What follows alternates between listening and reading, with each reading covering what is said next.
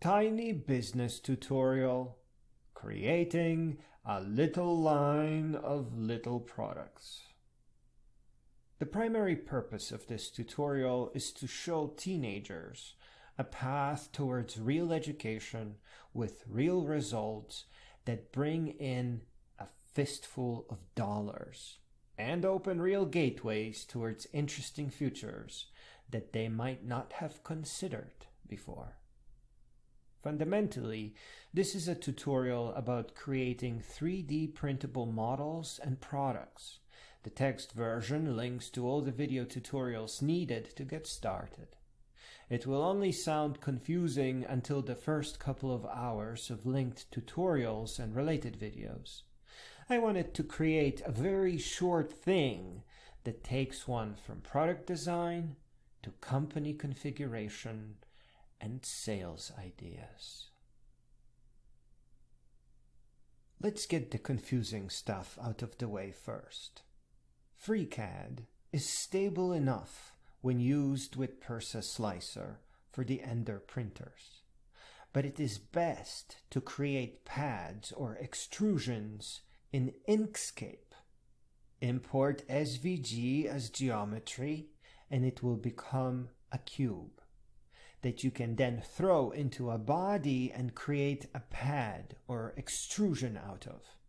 The ability to import properly sized SVG canvas into a Raspberry Pi case or a wallet design instantly creates a perfect and unique design method. All of this is very sketchy, pun intended, as open source applications are created out of other applications or libraries. They are piped together like commands on the command line. This is not a bug or a flaw. Take P5.js, create something impossible with it, and then create an extrusion out of it for your 3D model. Now apply the extrusion by means of subtraction to the face of your wallet or computer case, and now you have a product with a unique design. Don't print your product until it is sold. Call it products on demand. If someone was to ask you, how long would it take to print 1,000 wallets for me?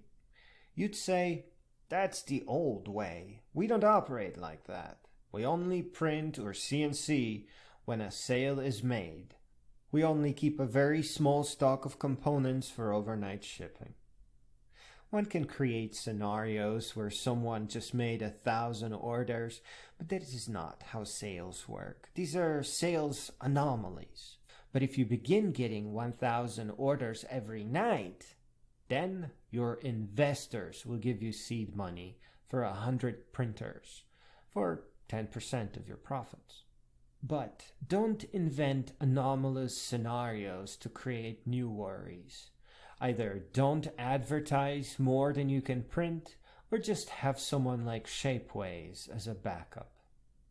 Product on demand is a fancy idea, but not everybody likes this kind of thing. I, for one, am not a fan. I like businesses that are purely digital. I am most likely to sell 3D models for printing and not printed things. This preference arises from a certain instability, and privately, I define this instability as all ideas are worth $1 each, and 9 out of 10 businesses will fail, period. Personally, I never seriously entertained the creation of one company. I was only ever interested in creating a series of 10 or so small, unique, independent companies. So independent, in fact, that they could be easily sold off. Strictly separate, down to passwords and emails used to buy the domain names. Uniqueness of companies is like good art. You know the dividing line when you see it. A good company just focuses on doing one thing well. I'd say don't make a company that creates wallets and computer cases under the umbrella of creating 3D printed products. Nobody searches for 3D objects. People don't even think about how a wallet is made. They search for Minimalist Wallet or Raspberry Pi case. It could be CNC, plastic or aluminum, milling or printing. They don't care about any of that. And they don't want to see a place that sells cases and wallets because that's just weird and distracting, really. Now onto the products. Don't create fake buttons. That is a huge mistake. If it is something that represents an action, it must function for real. But not even during prototyping should you ever print something out that has no real design. Personally, I chose futuristic design that one can expect from sci-fi movies. Whether you are making a wallet or a bat belt or a Raspberry Pi case or a case for a cluster of Raspberry Pis, they must be fascinating to look at and perform their function in a slightly unusual way. Don't make a lid that merely opens. Make one that rotates open. I think the most interesting variation can be found in modular phone cases, modular wallets, and modular computer cases. Raspberry Pi, for example, is shipped with a case that can't be enlarged in any way. I have not yet noticed modular cases aside from the flat acrylic ones, which are more like protectors. To ship a modular case, all one designs is a snapping mechanism for a stack of extenders, ensuring that when an extender needs a hole, one can cut through it with scissors. It would then open the rectangle. A modular minimalist wallet is what grown-ups that had Lego in their childhood dream about. More than that, one could design a throwy flashlight extension that would snap on the face of the wallet. A plastic button would push an LED wire to the battery. All the customer needs for that is a CR2032 battery and a 5mm white LED light. The software and 3D modeling and now SVG editing is a little scary.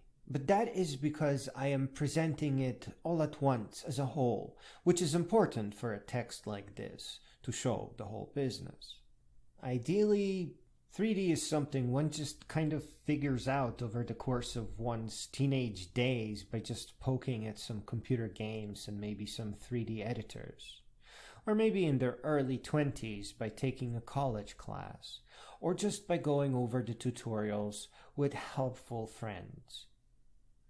This is not school. There is no need to waste time on math or some nonsense about the z-axis. And finally, there is a number of business configurations that you can employ. You can sell pre-assembled products on a website that keeps track of inventory numbers. This is great for wallets. You can sell ready-to-assemble kits, useful for Raspberry Pi cases. You can sell 3D models along with links to extras that people can print out themselves or use an online 3D printing service. Or you can sell licensing for other people to print and sell your products or resell your models online. Lastly, you can sell entire online businesses that are filled with 3D models that you hire designers to create. Here, the customer would have to invest in their own 3D printers or printing service, or just sell 3D models for printing or other companies. To start, begin by creating the LED flashlight out of a 5mm LED and the CR2032 battery while you order a cheap 3D printer like the Ender 3 version 2. Take some FreeCAD tutorials and get something printed out.